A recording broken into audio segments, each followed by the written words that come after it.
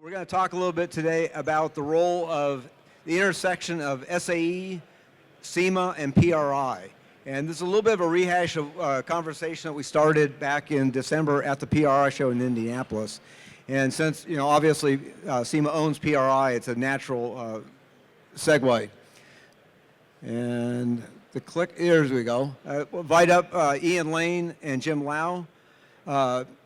I think most of you know those guys. Ian has been my partner in crime, helped us create the first career fair at the SEMA Garage.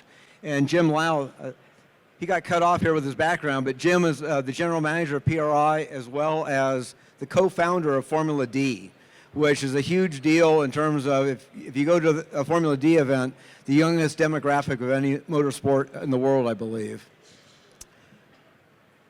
And why is this clicker not working here?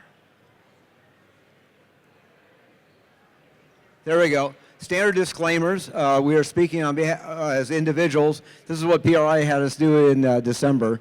So if you don't like what we say, just blame us as individuals, not PRI as an organization. Or here's the one for SAE. It's a simpler one here. So if I say something you agree with, you can give credit to SAE. If you disagree, just blame the guy from California.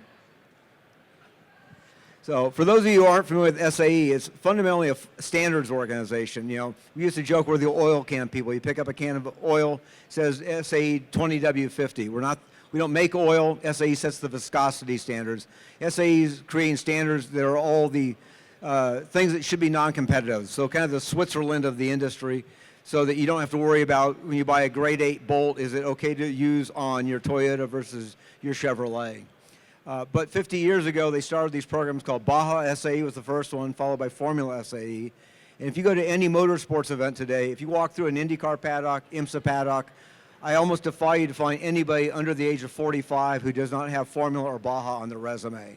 This is really the training ground for industry professionals. And the smartest companies are using it as a recruitment tool. And we've had some huge success by teaming up with SEMA over the last 5 years. You don't have the bandwidth to go visit all these great schools, but if you can come to one event where the best talent is, it's very cost effective and time effective for you. Future tech. So the funny thing is the events kind of fly under the radar. We've done some publicity, but in essence, we don't want Formula and Baja to be spectator events. They're for the industry.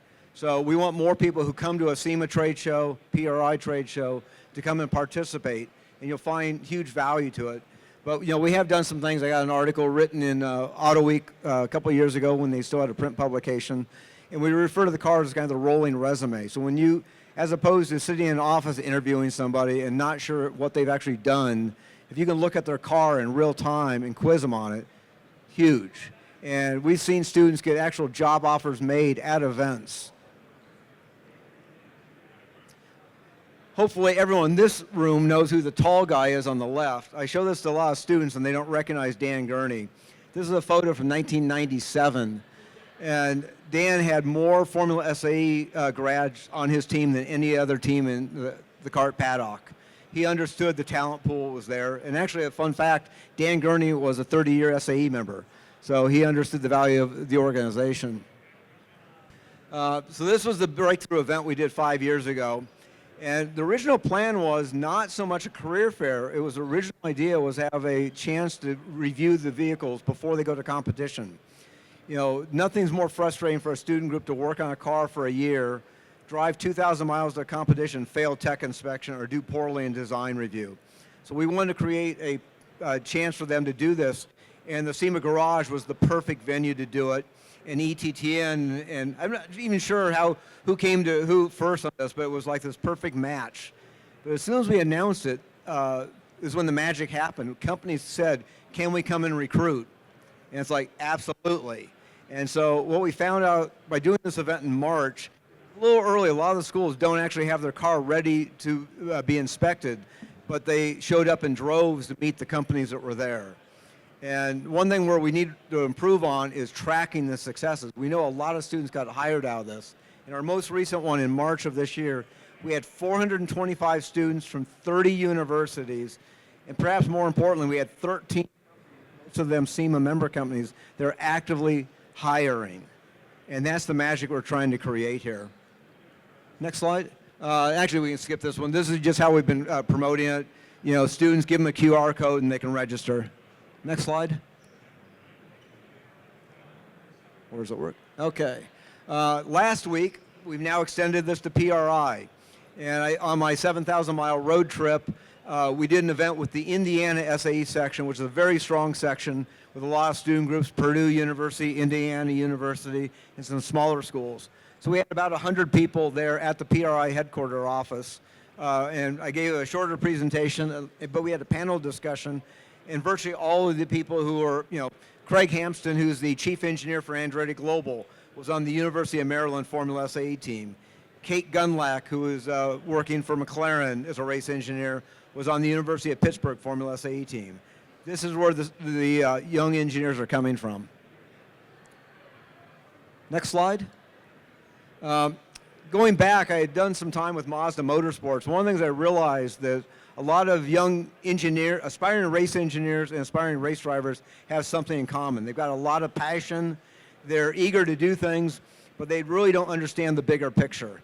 You know, when you're dealing with a 15-year-old who's been racing karts for a decade, and I tell people the worst Little League dad or soccer mom is nothing compared to a go-kart.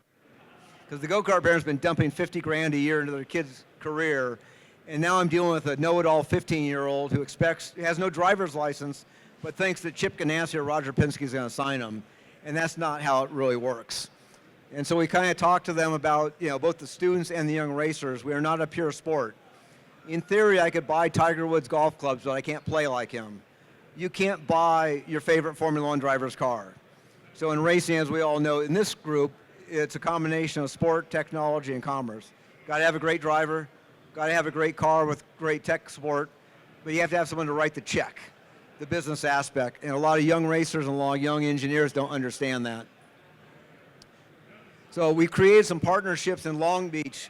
This is a great one. I had a student from Long Beach State said, could I get them a parade lap with their Formula SAE car at the Grand Prix? And I said, well, I will ask. If they say yes, I'm going to talk them out of it. And they said, no, we'd like you to talk him into it. And I said, experimental vehicle, student driver, concrete walls. I see risk and no reward. But I think I can get you some of the more valuable. I can get you display space in the expo. And I'm sure many of you have been to Long Beach Grand Prix. You know it's a huge event. And this has been beneficial. But we did not approach the Long Beach Grand Prix Association and ask for charity. We said, we'd like a business partnership. And the students, we have 17 student chapters in Southern California. Each one got a different discount code, and each one actively promoted ticket sales for the Grand Prix, discounted ticket sales. This last year, we sold $40,000 worth of tickets for the Grand Prix. And we'd like to give this model away to any racetrack in the country who would like to do that with their local SAE student groups, because it's all about getting more butts in seats at racetracks and getting students opportunities. Next slide. And we'll skip, this one, just a couple notes. Here again, collaboration. We work with the Stand 21 Safety Foundation. They do a safety seminar at the Long Beach Grand Prix every year. We get the students to attend because obviously when you're brand new to the sport, you don't necessarily understand the safety implications. But here again, making connections for mutual benefit. Next slide. We've promoted Industry Speedway. I'm a motorcycle junkie. And here again, we've helped bring additional attendees to the weekly Speedway events in Southern California. Next. Shout out to companies like Garrett. A lot of companies are trying to figure out how do we get involved. Garrett says the program that if you're racing in the Formula SAE combustion category and you'd like to turbocharge that small engine, Garrett has a program set up to where you can order a turbo at a discount if you're a registered entrant into the competition. They're not giving them away for free, but they're helping out the students, and Garrett's also recruited a lot of these engineers over the years. But other companies can do this, so if you'd like to get involved, talk to me afterwards. Next slide. Another one, great partnership in Long Beach. The Lions Museum. If you're in Southern California, you've not visited the Lions Automobilia collection, you need to go. It's fantastic. Not only is it 160 great cars, it's a huge meeting space where we did our fall workshop there. They can accommodate over 300 people. This is the type of thing where if you have a local car museum near you and local student groups, that's kind of the new place you can go to. You know, only Southern California and Detroit have a SEMA garage. but virtually every large metro area probably has a cool car museum. And here again, you can help benefit that museum as well as the students and local industry. And this is just a little shout out. There's Auto Drive. There's multiple Baja SAE competitions around the country and 2 Formula SAEs. There's a Formula SAE electric and Formula SAE combustion. I think the last slide then, it will just leave up. One more slide. We always try to stress to companies, though, if you're working with a student group, be clear on what you're looking for. Put it in writing, and ideally engage with the faculty advisor. Any group of students can capture magic for 1 year, but if you really want to develop a relationship with a local school, it's key to tie in the faculty advisors. I see one of our great success stories, Steve Lamb, in the audience. He was on the super mileage team at Cal State Los Angeles years ago, and that launched his career. But what's key, Cal State LA is just as strong 25 years later because they've always had very consistent faculty advisors. So think about that. For the students, think about partnerships, not charity. The value of the sticker on the car is pretty minimal, but your future decision makers as students, we need to get that message out to industry. But that was just kind of the slides I kind of wanted to blast through. But I brought up 2 really cool guests, Ian Lane, who was on ETTN, that's where we first met, but he is a Formula SAE alum, and Jim Lau, who is the general manager of PRI. So all of us have an interest in, here again, making our sport and industry sustainable. So this was meant to just kind of be an informal dialogue of what we've seen. So I'll put Ian on the spot first about what have you seen as the benefits of SEMA and SAE partnering? Well, a little bit of the genesis of kind of how I got into the industry. I'm an alum for Formula SAE at Georgia Tech, and when I was getting ready to graduate, I really didn't know that I had a future in the automotive aftermarket. I kind of really didn't know what the automotive aftermarket was. I had never heard of SEMA or anything else like that. And it wasn't until my faculty advisor for my SAE team told me about this big show in Las Vegas, and I should go check it out. But ultimately, I kind of realized, luckily enough, I did come out to the show, see how cool it was, and see all the opportunity for innovation and things like that.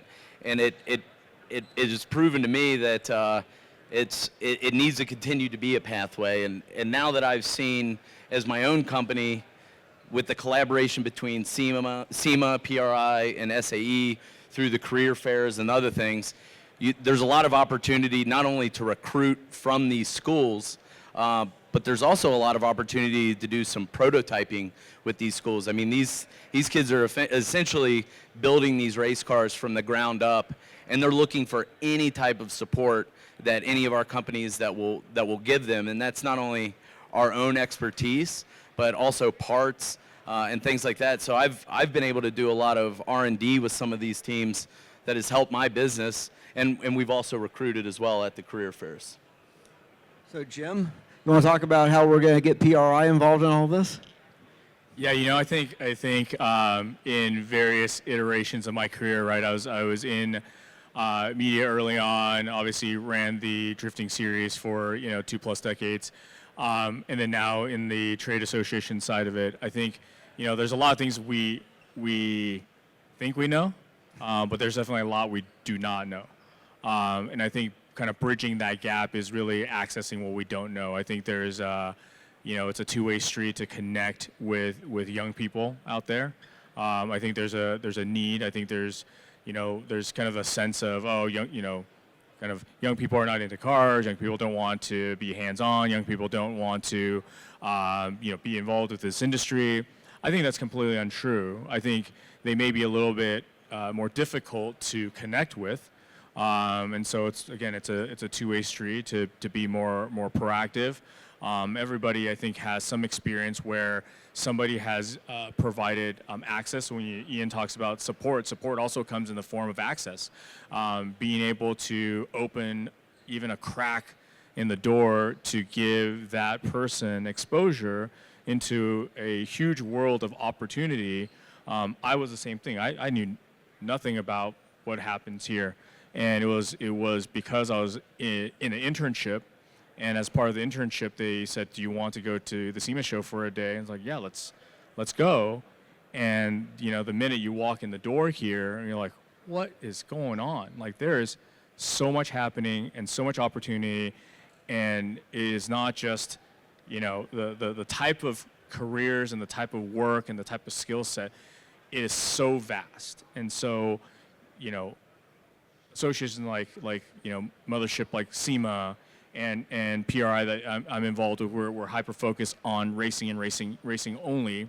There is we in order to bring that new blood in, is we have to do our part to be more proactive, to provide more exposure, storytelling, and access, so that young people that are in an SAE program that is literally engineering, working on Formula SAE, Baja SAE cars, know that after that, and then this is just SAE, there's others out there, right? Like, after that, it's not just, oh, great, I had a great experience, it was really fun in college, and cool, I'm gonna go into aerospace. No, stay here. Yeah. There is a lot for you here. You're a designer, you're whatever, you're an accountant, and you love cars, you can still be here. And I think we need to do better in kind of bridging that. Well, you said bringing in new blood, and it's funny that we're sitting in the Future Tech studio right now. I think with that new blood comes a lot of new, fresh ideas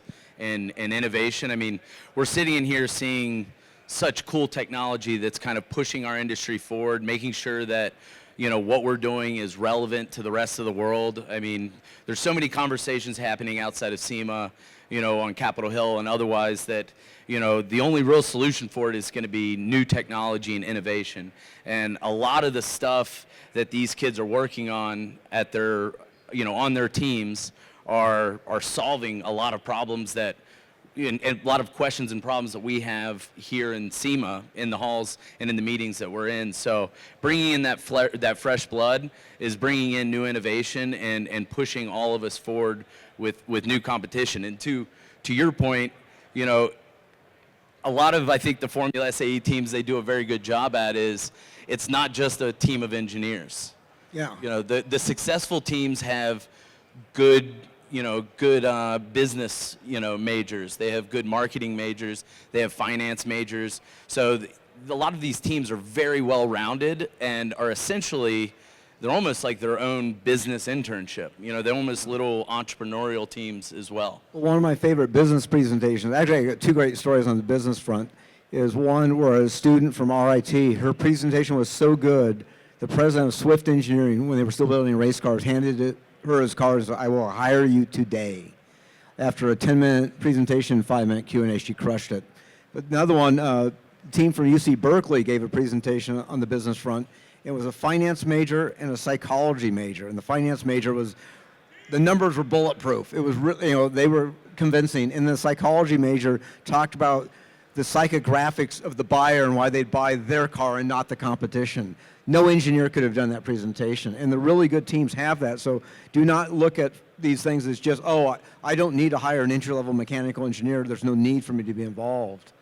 And, so a lot of it's just getting engaged. If you go to the competition, a great story from one of my Motivo colleagues. When I spoke at his university years ago, he had gone to the competition. He told the students their school was not really prepared. He said, yeah, but we're going to go anyway on recon. They took, I think the numbers, 15 students went to the competition, and 10 of them came back with job offers just because they went and met the right people. And that's what we have to convince people, like, we can create these opportunities that are beneficial to both companies as well as the students. And do not assume they're just mechanical engineers. That's still the bulk of it, don't get me wrong, but the smart teams are recruiting particularly electrical engineers and just this wide variety. And what we've also seen with things like Drive to Survive, there's kids who are showing up who are now obsessed with Formula One, who had no knowledge, and then they're shocked to see there's a race team on college, and they join. They're an art history major. It's like, great, design the livery of the car. Don't let the engineer do the graphics. Yeah.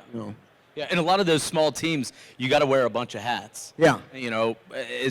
I'm a small business. I'd say a majority of the people in SEMA are could be defined as small businesses. So you got to be willing to wear a lot of hats and do a lot of different things. And a lot of these kids learn how to do that on these Formula SAE teams and travel around the country and compete at a very high level. And I think that's another very valuable thing that I've always I felt like it was overlooked until I got to bring some of these kids into our projects. Well, I'll also explain, if you go to work for an OEM, you're probably going to be a design engineer or a test engineer or a manufacturing engineer. You're not going to do all of them. If you're working for a small SEMA type company, you're probably likely doing all of those and 4 or 5 other job functions. And the kids who work on these Formula and Baja cars have that skill set. And so, by a show of hands, how many of you have no real knowledge of Formula or Baja? Is everyone already knowledgeable about it? Is it all a matter of, you just want us to help you make some connections with your local schools? You know, what can we do to help? What can we do to facilitate? You know, we've got some great success now with SEMA Garage in LA, in Detroit, and now with the PRI headquarters in Indianapolis. What other markets can we duplicate this success in? And that's kind of the nice thing. There's SAE chapters across the country.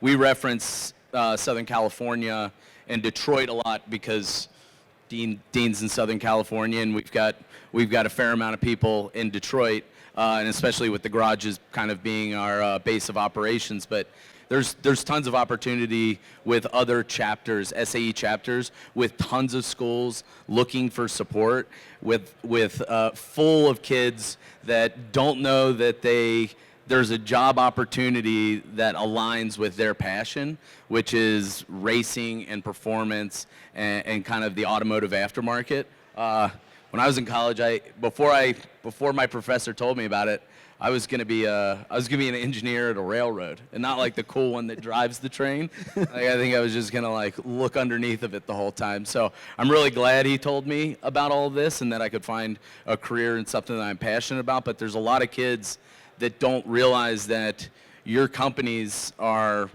all throughout their chapters across the country and around the world, and really just need a little bit of engagement, because we're constantly trying to figure out ways to put stages together to where we can bring everyone together. That's the career fairs that Dean just won his award for. PRI. I mean, those are going to be nice little hot spots, but there's tons of personal connection across the country where your companies can go and interact with these teams. Jim, any other thoughts, or should we have any questions from the audience here? Oh, come on, someone's got to have a question. Yes, sir.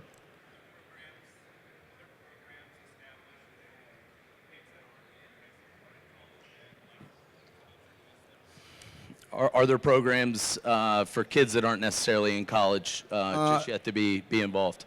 Not on the SAE front. SAE's sweet spot is the 4 collegiate programs, but there's other organizations like at the Lions Automobile Museum. They've got a really strong K through 12 program because they realize that, at college, if you don't have the math skills at college, you're kind of sunk. So they realize that the pipeline needs to get to the 4th grader, 5th grader, whatever. And so a lot of that's being done on local levels. I know a number of car museums are doing that. Lions has got a spectacular program. But honestly, I think it's beyond the bandwidth of SAE as an organization to tackle those. I mean, if LA Unified said, bring your program into all of our high schools, we wouldn't have enough volunteers to do it. And so that's the challenge. I mean, some of these programs, the whole STEM issue is much bigger than SAE or our industry. Every industry is looking at the fact that we're going to have a shortage of talented technical people in the future. I think it's a great point to bring up, though, is that, when you start thinking about it, by the time you're in a 4-year university, oftentimes, these young people have already semi-decided on a career path. And so in some cases, it may be a little too late to steer them a certain way. So I think the future obstacle or the future challenge task is to go younger. High school programs are definitely, valuable. I mean, Southern California, there's a group called Accelerate. They're starting to do outreach. They're trying to do, more national programs. But there definitely needs to be, I think, an opportunity to do more than bring that kind of holistically together.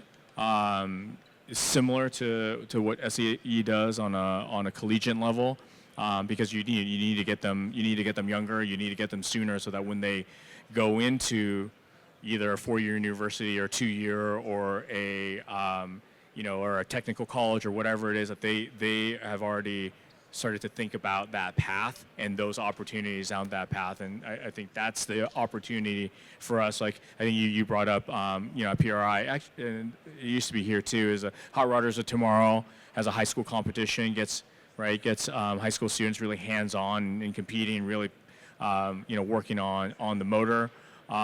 So there are opportunities out there, but definitely not enough. I know SEMA also has a really robust scholarship program for kids in school, and then a loan forgiveness program for kids that have graduated from technical schools and universities and things like that. But to Jim's point, it is kind of on us to kind of plant the seed and get them passionate about it. By the time they're on Formula SAE and SAE Baja teams, they're pretty much decided that they love doing this kind of stuff. Hot Rodders of Tomorrow is really cool. I know that you did a lot of stuff with Formula Drift and engaging the youth when we were doing the Young Executive Network, but it's it's kind of beholden to us to foster that next generation and show them how cool it is of all the stuff that we're doing. And then after planting the seed, giving them a pathway to get into our industry and help us carry this, because I was a young guy a long time ago. Now it's it needs to be new people coming forward with new ideas. So, well, that's you reminded me of something.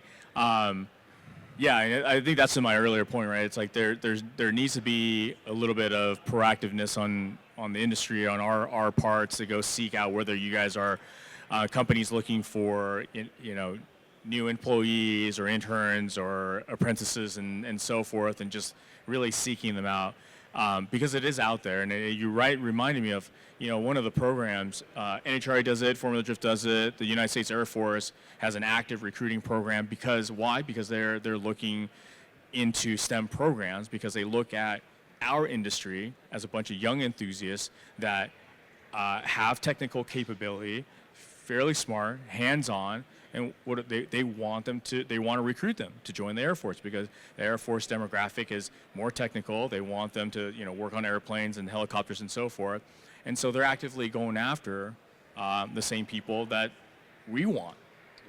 So it shows that it's there, and it shows that again there's an opportunity and a need to be more proactive to kind of capture and be at that younger age group. To be able to kind of plant the seed for young people to want to be in this industry. Yeah. Any other questions out here? Here again, help us make introductions. I mean, I'd love to get more racetracks also involved, because here again, there is a joke that you go to some races, it looks like an AARP meeting, and that's not good for the future of our sport. So, I am just overwhelmed with how passionate a lot of these young, I visited 15 schools in the last 3 weeks, and every one of them are future race fans or competitors or behind the scenes in the industry. We just got to make sure that connect the dots, but some of these schools are off the beaten path. And, I think those are the schools that really benefit from engagement if they can get local support. Because what we do find at some of the schools is the faculty advisor is almost non-existent. Yeah. Because the faculty advisor is not getting paid extra to do this. I tell the story when I was in school. Our faculty advisor, he was a great instructor, don't get me wrong, but he had no interest in cars. I finally asked him, why are you our faculty advisor? And he said he was given 2 choices by the department head. He could be the department rep on the parking lot committee or SAE faculty advisor. He thought we'd be less paperwork, and he was sorry that he was wrong. Yeah. But, we get some other faculty advisors that are amazing. If anyone's from Dallas, you need to go visit University of Texas at Arlington. Dr. Bob Woods runs an amazing program, and they don't let any of the students cannibalize the previous year's cars. So they have over 30 complete running Formula SAE cars. So a couple of weeks ago, they had a autocross, and it was only probably 1/3 students. The rest of it was alums coming back to race the cars they had built. years or decades earlier, and it was really a spectacular event. But here again, trying to get more industry involvement with this, because we tell the students you're not in a motorsports competition. It is an engineering and project management competition that we just wrap in motorsports because that's more exciting for the students and more interesting for the get industry involved. But there's benefit from this. I always tell people, I don't want charity. Don't do this as a favor to me. Do it for your own selfish best interest. That your company will benefit. We'll help you find a niche where your organization will benefit, either increase ticket sales, part sales, whatever. We can figure a way to where it's mutually beneficial. There's definitely, I know we're running out of time, but there's definitely a short-term and a long-term ROI that is very evident if you look close enough at interacting with Formula SAE and SAE Baja. There's obviously the long-term opportunity of if your company provides parts or support to these teams, these kids over 4 years are going to learn the ins and outs of your products incredibly, because they're essentially doing it at an academic level. But when they go to graduate, now you've got somebody who's got 4 years of experience with your company and your brand. The short-term ROI, there's tons of opportunity to get R&D and prototype feedback from a lot of these teams. They just need support and they need interaction. So that's what we all need to do. Okay. Well, if there's no other questions, thank you for your attention, and come back at 3 o'clock. A couple of Formula SAE success stories who work at Motivo will be up here on the stage. So it all is intertwined. I tell the students, you're starting a 40 or 50-year career. Don't burn bridges. You're going to meet these people multiple times in your life. Yeah, absolutely. So, thank you. Thank you. Thank you.